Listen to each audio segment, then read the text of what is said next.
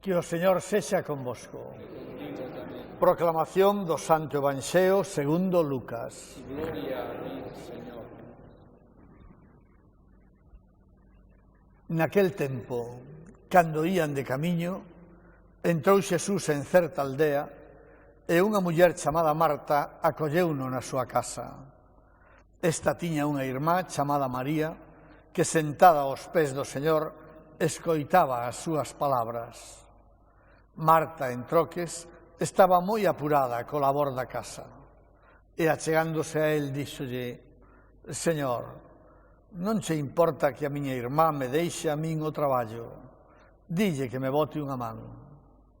Pero o Señor respondeulle: Marta, Marta, preocúpaste e desacougaste con tantas cousas, pero soamente unha é a necesaria.